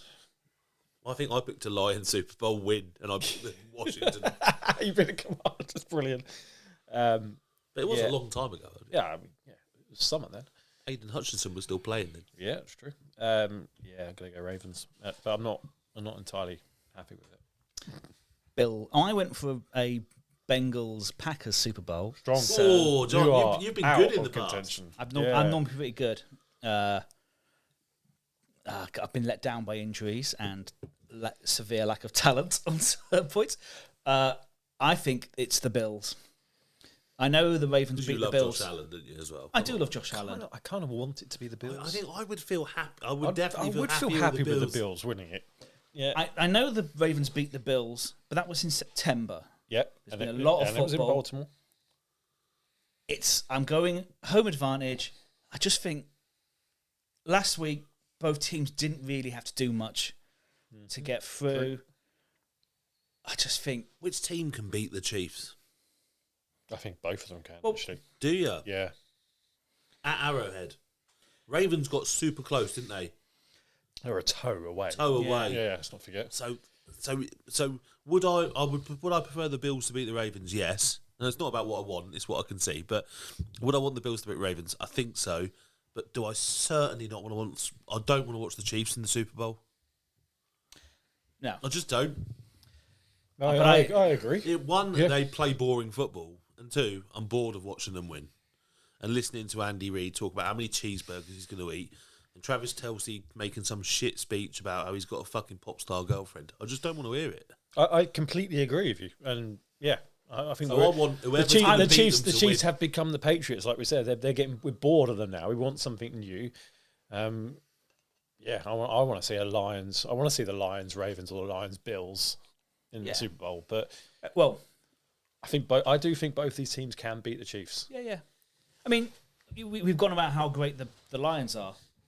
Bills are one of the two. Bills are great in the 15-2 Bills. Lions even. If it comes, I think if it comes to a shootout, it's going to be who gets the ball last, isn't it? Yeah. But as well, I have the Bills, and I can't tell you why. Both these teams have a habit of fucking it up in the playoffs. That's the other thing. Like I know that we've made it to the Bills. Like it got so bad last year that OBJ's dad was calling out Lamar for fucking up. That doesn't take much. I was going to say, but it was really they were appalling when they went out last year. So you're taking the Bills? I'm taking the Bills. Paul, keep forgetting that John Paul Harbaugh won the Super Bowl. Paul is. Yeah. Saying Harbaugh Bayes won it. Keep forgetting that John Harbaugh's won it as well. There's 3 Super Bowl coaches. Yeah, there is. Okay, well, that's the games. There's some dissension. We've got 2 unanimous picks, the Chiefs and the Eagles, but some division across the other games. Would you like to know how we're doing on our predictions so far? Yes. So we made predictions last week. I tracked them because I said I would. I made Gary send him in because he wasn't here. He didn't text me. He just presumed I would actually listen. Yeah, and I knew he'd listen because he wasn't in case he wanted. You did. Literally 7 o'clock next morning. We're getting texts about the whole. He wanted to hear if we slagged off his wife. Yeah, and we did. But you slagged me off rather than. Yeah, I know. It was definitely a comment about the size of my genitalia rather than anything else. Well, of course, we like your wife. So, anyone want to guess who's coming in last so far? It is Michael, 2 out of 6. Then in third place, equal third, me and Gary, we have 3, 50%.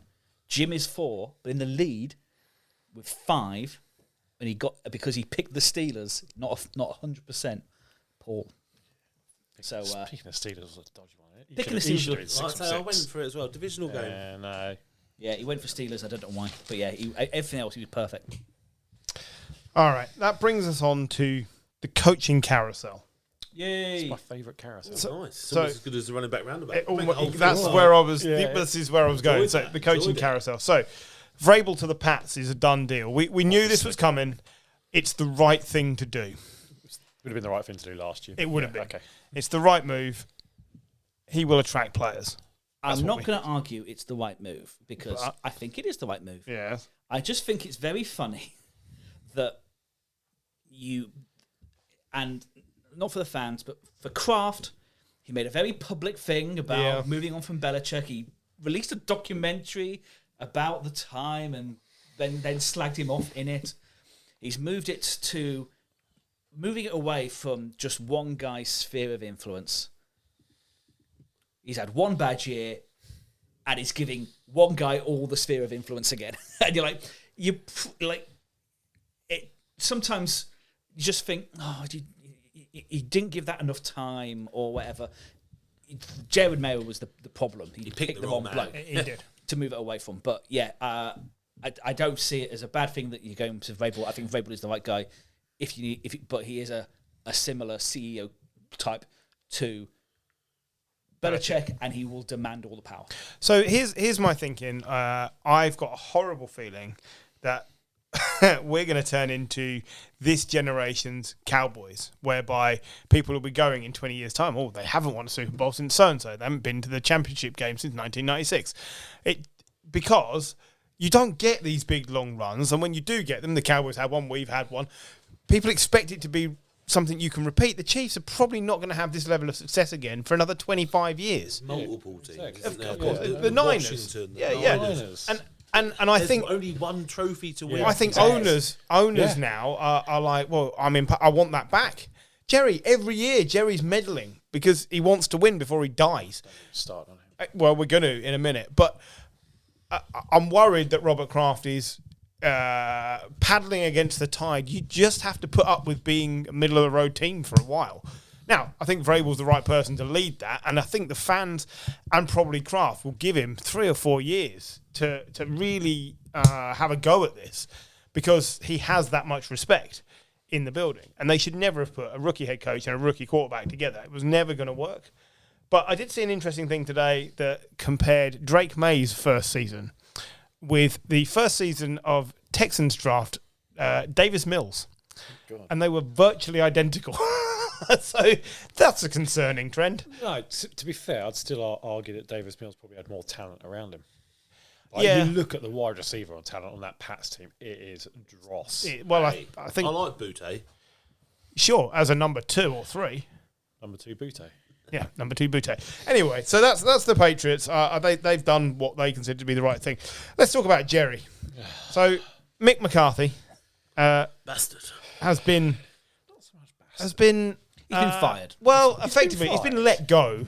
His contract was not renewed. This is a week after the Cowboys denied him permission to speak with the That's Bears. a fucking arsey move. Of course it is. It's an arsehole. Everything that the Cowboys do over the last few years has been an arsey move. It's been dreadful. Like, I said this in one of the chats we got with another fancy league, but they were slow to re-sign Dak. They were slow to re-sign Lamb. They did absolutely fuck all in free agency last year. They've done nothing to get a decent running game. They had the best O-line in football at one point, and they fucked it up. Things like, they played Trey Lance instead of Cooper Rush to save themselves $100,000. $500,000. But still money. Yeah, still money. But nothing to them. And then, they blocked McCarthy from going to that Bears interview, probably knowing full well that they're not going to be hiring McCarthy. And then when they do let him go, they then miss the point that they can start requesting interviews for coaches in the playoffs. Ben Johnson, Yeah. Aaron Glenn, like top quality coaches. Jerry Jones, he obviously won't because he owns the club. He's got an ego literally the size of Texas. But he needs to take a step back and let someone actually run the club who knows how to run a football team. It's never going to But happen. it won't ever happen. And that brings us on to the most talked about potential coaching hire there is at the moment. I Deion so Sanders. want this to happen because it's going to be an absolute car crash. It'll be a shit This is show. Urban Meyer all over again. It is But Urban Meyer all possibly over again. worse in terms of football. Like, Oh yeah, because he's got family members to bring in as well. yeah, so I Deion put it in the Sanders, group, didn't I? It's going to happen. Deion Sanders wants to coach, but only if he's allowed to play Shadur Saunders at quarterback and the other son, Shiloh, who's Shiloh. probably not even going to get drafted. yeah, at corner. Is he It's cornerback? cornerback, yeah. He wants them both. Now, you can whether or not he's good enough to coach in the NFL is one discussion. I don't think he is, but that's one discussion. Good enough to coach in college. The other discussion is what happens to Dak if this comes in. Now, I was saying to John earlier, you know who could do with Dak somewhere he could thrive. It's the Giants. Yeah. But the Cowboys would never trade with the Giants. But they should if that's what they want to do. Titans. Would Dak want to go to the Titans? No Raiders. trade clause. Yeah, see, I think he'd go to the Giants, but I don't think he'd go to the Raiders either. I don't think he'd go to the Raiders. No tax, is there, in Las Vegas? No talent either. Yeah, no talent, no GM, no coach. Fucking shite team. Almost tax. as bad. Yeah, maybe. But what's Dak? We said 31 or 32 now. Like, where he moves next defines whether or not he's... It'll be every fucking It'll be 10 32, months. 32 next season. Do you know how much salary goes against the cap? His cap number is next. 70 million. Yeah, it's about 80 million. What? I think it's 89 million. If you trade him, they have a dead cap hit of $100 million. Yeah. Wow. It is crazy. And so that is obviously one of the many reasons why it shouldn't be Deion Sanders and probably won't be. Like, once the hubbub dies down and Jerry realises it's just a media thing. Kellen Moore. It's going to be Kellen Moore. He's been in the house, hasn't he? Yeah. Like, he knows He's the a way That it would is. be a good hire. I like Yeah, Kellen Moore. I like Kellen Moore. I think that's a really good shout. It's another Jason is it- Garrett. I keep seeing Jason Witten being linked. Fuck God. yeah. And Do you remember the Colts had Jeff Saturday Yeah. as an interim coach? That's At least it would that's keep, what I think of. it would keep yeah. Jason Witten out of the commentary booth. Yeah, that's Didn't he true. play on Saturday as well? At one point, because it was like COVID times or something. Didn't he play a game on Saturday, Jeff Saturday?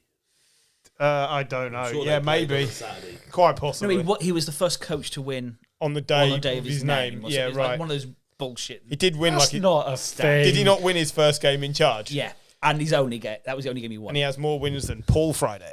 Yeah. Phil Wednesday's like, come on. We're just going to name every day of the week Noel Tuesday? What do you keep Yeah, going? I mean, Christ.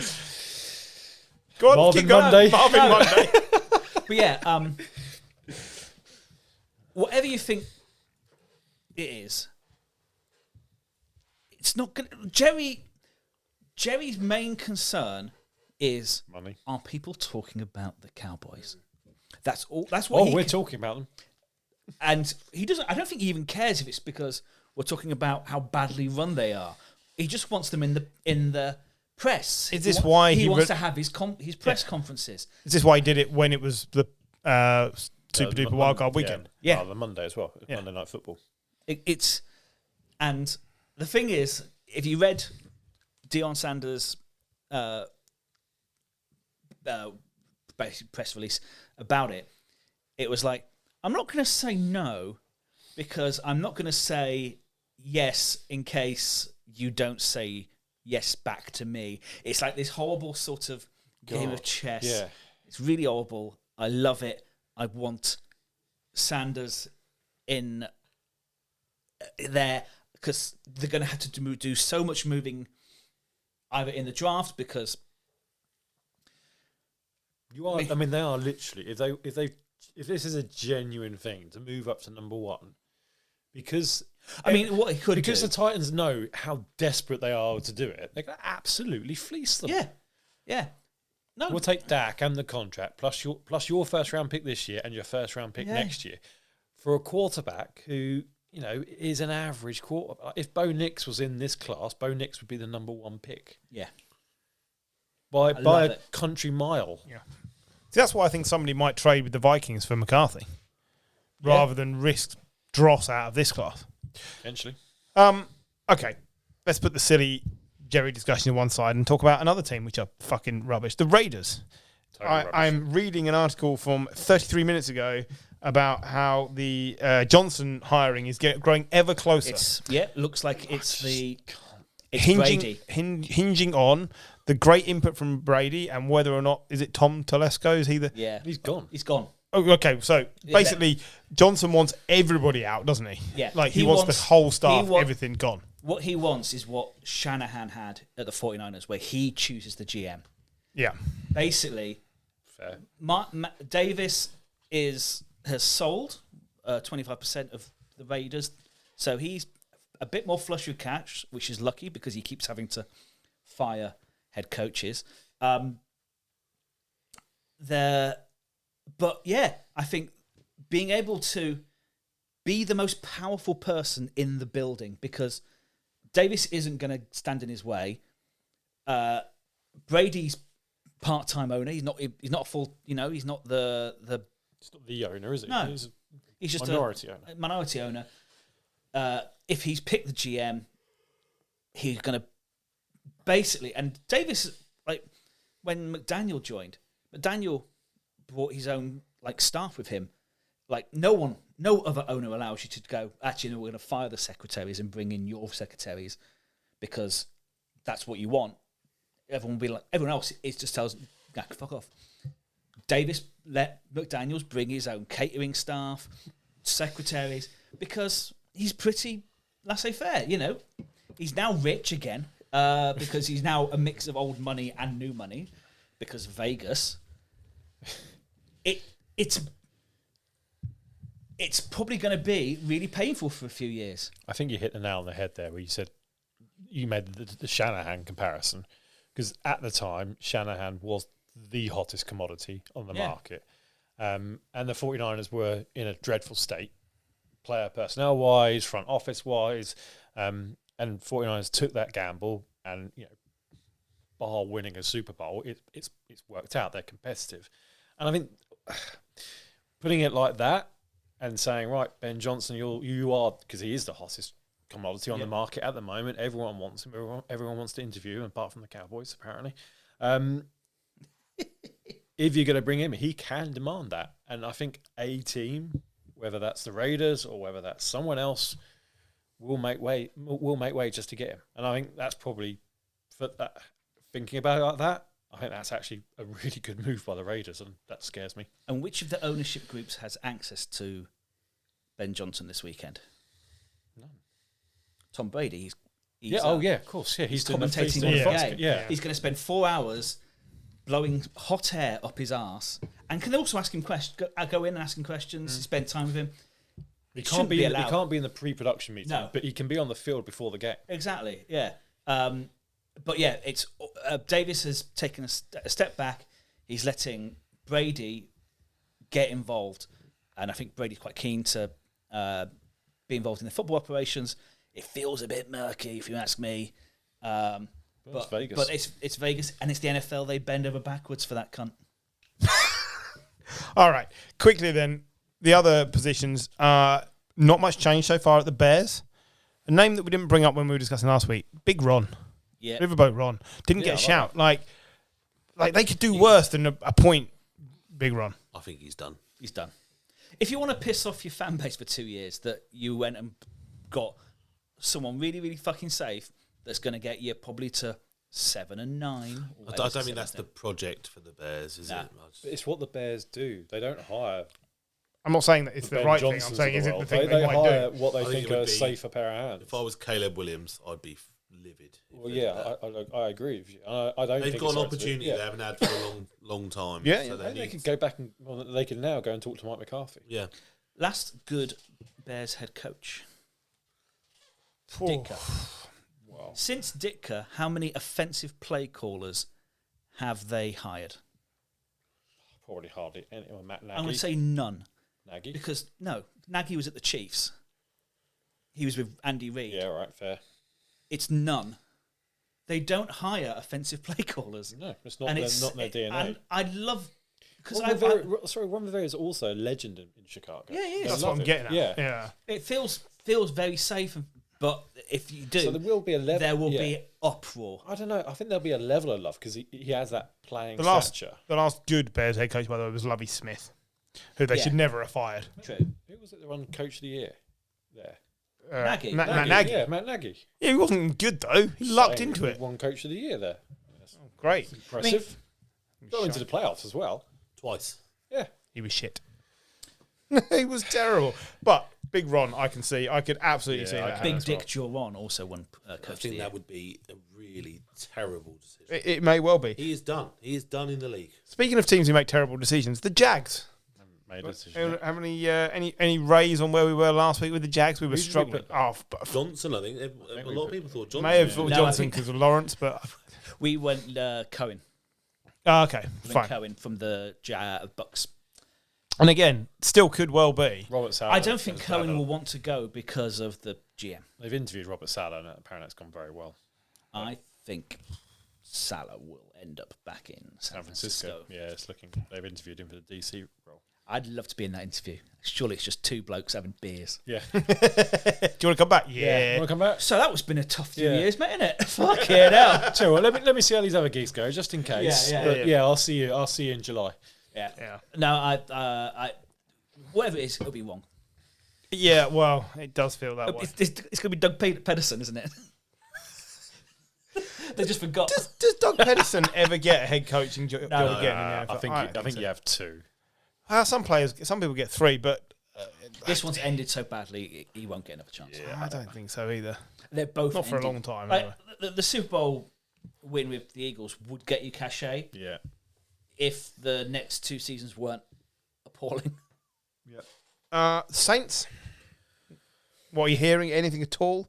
Aaron Glenn apparently is the favourite for the Saints job. Isn't he from the Saints Yeah. originally? he is. Yeah.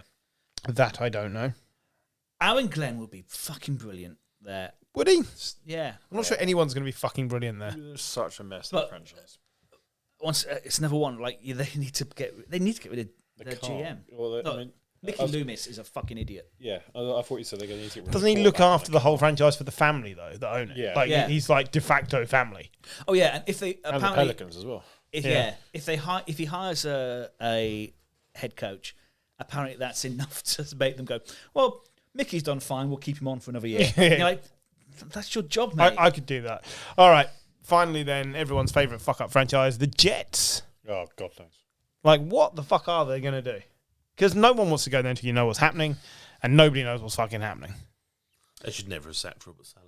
No. that is the That truth. is the answer. But they did. So, Go and get Robert Saleh. sorry. Do coaches have Madden ratings? Yes. I don't know. The deafness of silence. It feels has like- come from the The It just feels like everyone's turning them down. the or- bets, Yeah. the Jets and the Bears, the wide cast they've set for their Yeah. I think shows me they don't have an idea. Didn't what the they Jets want. ask for 10 interviews? Yeah, and I think they've asked for more as well. Right. They reckon they might go for more. I like if it was an information gather, then yeah, that'd be cool. Like let's see how Liam Cohen does his stuff. Let's see how these people. But the people like they've asked, Rex Ryan, Ron, like these people that have been out the league. I don't get it. My But money's they, still on also, Rex. they also need a GM as well. Apparently, Yeah. it's not Rex. Is it not? Yeah, I've heard he's out the running. He's out the winning. Which is Nobody so, else wants so a job. sad. I'd love to see Rex. So would I. I would as well. Nobody else wants the job. I mean, I say Some- he's out of the running. Doesn't mean he's out of the running. Somebody the other day had written words to the effect of, at this rate, it'll be Matt Patricia. And I properly belly laughed at the idea of it being Matt Patricia. Yeah. He's one of the worst head coaches we've ever seen. Where's Josh McDaniels when you need him? God, it could be Urban Meyer. at He's this rate. apparently coming back to the Patriots to do offensive play calls. course he Yeah, fucking of course he is. is. Apparently so. It could be Urban Meyer at this rate. Fuck me. That would be epic. All right. That's the Jeff coaching Fisher. positions. I mean, he can't go 8-8 anymore. Is he alive? Jeff Yes, Fisher? he's still still alive. alive. What you asked it like I should know that he was no longer alive. Right. Okay. It's Hall of Good. Wide receivers. Jim, you are judging. Yep. This is the last section we have to get through this evening. Who would like to go first? Not me. I'm just getting my Should we go? research. Let Paul go first. Yeah, let Paul go first. Actually, yeah, you should let Paul go first. I don't think anyone will pick Paul's pick. I'm a massive admirer of this pick. I have to say, I'd never heard of the player. He is a former overall first pick in the draft in the 1984 draft. Wide receiver Irvingdale Fryer Sr. Overall first pick in the draft by the New England Patriots. He played for 17 seasons, 12,751 yards, 84 touchdowns. He has the most games played by any man from New Jersey. He's a 2-time All-Pro and a five-time Pro Bowl player. He played for the Patriots, he played for the Dolphins, the Eagles, and the Redskins. I kept trying to figure out how did Paul find this player? This is an impressive pick. And Paul was like, I was playing to the judge a little bit, old player, you appreciate that. But then I also read that he became a pastor in later life and was involved in community outreach efforts. But also in 2015, Fry and his mother were convicted of mortgage fraud, which led to a brief prison sentence for Fry. And I thought, that's more like it, Paul. But yeah, it's an entry I really appreciate. So you appreciate Paul's entry? I appreciate Paul's entry. John? So, I'm going to take you back to 2010. Undrafted. I'm a fan of an undrafted player making this far. Yeah, this guy doesn't last long in the league. So, injury cost us some good years. A Puerto Rican mother, so technically, Latino, which was evidence in his celebration. Oh, I think I'm game with this one. The Salsa King. Yeah. Victor Cruz, from the New York Jets, only really played... New York Giants, mate. No, the Jets. Fucking idiot. Jesus Christ. I'm wearing a fucking Giants shirt. You're also wearing Ferrari trousers. You didn't drive for them. No. Sorry Basically, for Mercedes. only played really for 3 seasons. 4, if you cleared out all the other ones. In 2011, 1,500 yards, with including a 99-yard touchdown. On his day was absolutely spectacular. He is forever tied to our improbable Super Bowl win, where we beat the much more fancied New England Patriots. Rapid, explosive player. He was a beautiful route runner, incredible speed, and basically he made defenders miss, and he looked great when he was making these long runs. Yeah, and the 99-yard touchdown against the Jets, just... I love that. He was a star that shone brightly, if not for long. Exactly. Yeah, it didn't last long enough. He had horrible injuries, but he basically a player who rekindled my love of the NFL. Great entry. Gary? So I'm going to go for a player who played for some really top teams and just epically good throughout his career, if I'm honest. Player you'll know and love, and also have a little tinge of regret on. So, Anquan Bolden. What a man. What a man. Like, his stats are crazy. He played for really big teams, drafted by the Cardinals, played for the Ravens in their Super Bowl win over the 49ers. Yeah, the 34-31. Before then joining the Niners afterwards and playing amazing for us as well. He was a 3-time Pro Bowler, Walter Payton Man of the Year, nearly just under 14,000 receiving yards, 1,000 receptions, 82 touchdowns. He is up there. Not quite Hall of Fame, but he is the epitome of Hall of Good. He was epically good whatever team he was on. Strong, he was 6'1". He wasn't the biggest wide receiver, but he was solid, and he was always make a difference on every team he was on. And Anquan Bolden was a massive part of that kind of early 2000s in the whole NFL. If you were naming top 10 wide receivers, he would have been right up there a lot of that whole decade. Got a lot of time for Bolden. So He's also a semi-finalist in the Hall of Fame. He was a semi-finalist, but there's going to be a lot of players coming up. I think he's one who could have got in, and he might do, but I don't think he will quite make it. I think you might be right. In a world of a lot of scumbags, Anquan Bolden retired philanthropic humanitarian. He's done loads of stuff, kind of talking about police brutality, racism, all sorts of stuff. He's an absolutely amazing guy, and he had an amazing career.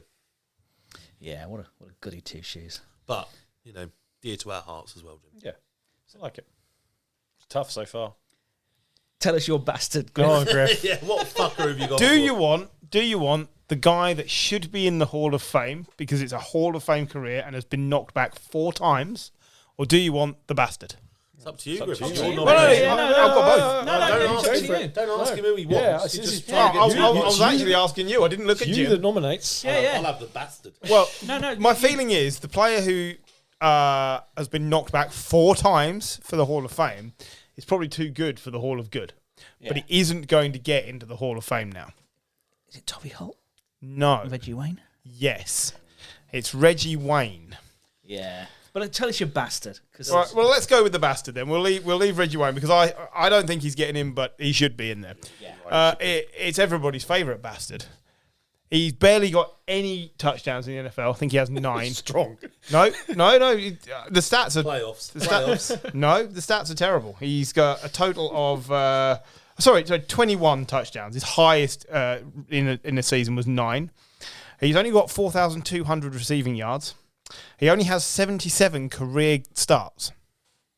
He is also the best single wide receiver other than Calvin Johnson that I have ever watched play. Does he like to smoke a joint? Oh my God, he smokes so much weed. Yeah. Josh Gordon is the biggest wasted talent who should be in the Hall of Fame at wide receiver that the NFL has ever had. He was epic. The guy was phenomenal for 4 games a season for the Browns. Absolutely phenomenal. He set the rookie receiving record of 1,646 yards in 2013 off the back of 14 games because he was suspended for 2 games. He missed 3 seasons total plus an additional 14 games for being a dick. For being suspended all the time, for failing his readmission drugs program. He then went and played for New England, where Belichick said he was one of the best receivers he ever had, but we couldn't really do anything with him. And he also kept turning up to practice stoned, which doesn't help. The fact that Belichick was prepared to let him do that tells how good he was. He played for the Seahawks as well, and he also turned up for 12 games for the Chiefs, if anyone wants to bother remembering that. Yeah. But it's when he was with the Browns. It's the 2012 to 2018 years with the Browns where he never started a full slate of games other than his debut season. And frankly, if you could fuck it up, he fucked it up. He went through so many readmission programs, but in the end, they told him he didn't need to actually turn up to the meetings. They'd just make a decision and write to him. There was no point because he'd turn up stoned. They knew what he was going to do. But out and out as a player, as an ability to stiff arm, run the route, beat people in the air, and speed away from defenders, Josh Gordon is the biggest wasted talent at wide receiver the NFL has ever had, and I would have had him on any team of the Patriots that I have ever seen play.